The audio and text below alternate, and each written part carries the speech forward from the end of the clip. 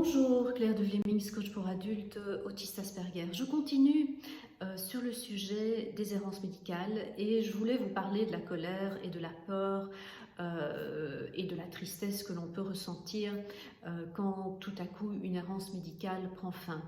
Mais avant cela, deux choses. La première, c'est que je voulais remercier l'internaute qui m'a laissé de messages concernant le SAMA et l'histamine. Merci à vous. La deuxième, c'est que je me suis posé la question de savoir pourquoi il y avait autant d'errances médicales chez les personnes autistes. Et je ne parle pas uniquement du diagnostic de l'autisme, mais je parle aussi des personnes qui ont reçu à un certain moment un diagnostic de fibromyalgie ou de syndrome de fatigue chronique ou de syndrome d'Ehlers-Danlos. Là, il y a une corrélation avec l'autisme, évidemment. Fibromyalgie, j'en sais trop rien. Et donc, des personnes qui ont pendant des années erré. Et j'ai identifié, alors vous me direz ce que vous en pensez, parce que c'est vraiment mon opinion personnelle que je vous partage, j'ai identifié quelques raisons qui pourraient justifier le fait que, enfin faire comprendre, expliquer plutôt le fait que nous vivons tellement d'errance médicale. La première raison, c'est la communication sociale. Le fait que nous ne maîtrisons pas correctement la communication sociale et que les relations avec les personnes qui ne sont pas autistes sont toujours compliquées. Il y a toujours un moment où voilà, on ne va plus pouvoir s'exprimer parce qu'on n'a pas les mots, on est au niveau de l'indicible. La deuxième raison que je vois, c'est l'accès aux émotions et l'accès aux ressentis dans le corps. Il y a des personnes autistes qui n'ont presque pas d'accès aux ressentis dans le corps.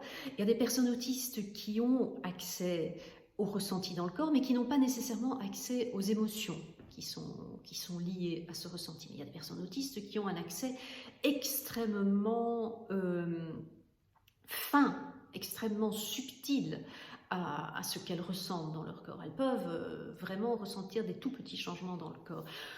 Est-ce que c'est une des raisons pour lesquelles nous errons? J'en sais trop rien non plus. Troisième raison que je vois, ce sont ce qu'on appelle les signaux faibles. Parce que si on se plaint de fatigue, si on se plaint de douleurs musculo-squelettiques, ça peut relever de nombreuses affections médicales.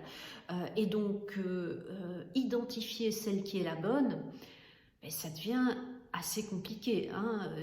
Si quand vous avez mal au ventre, on vous fait une écho abdominale et que ce qu'on découvre, c'est que vous avez la vésicule pleine de calculs biliaires, on va vous enlever la vésicule et voilà, votre problème, il est solutionné.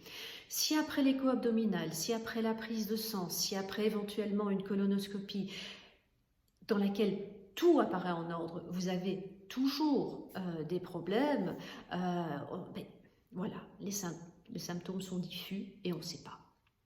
Et donc là, les personnes sont complètement perdues parce que ces symptômes, ils sont bien réels. Et puis évidemment, les problèmes que nous avons parfois ne rentrent pas dans des petites cases. On est parfois à cheval sur plusieurs spécialités médicales et les médecins travaillent avec des protocoles.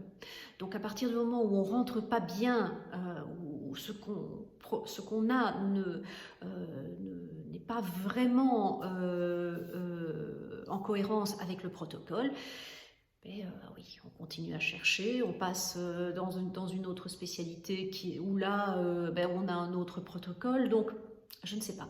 Donc voilà, la fois prochaine, alors promis, là je vous parle de la colère et de la tristesse, mais c'était donc les réflexions que je voulais vous partager. N'hésitez pas à me faire part de votre opinion.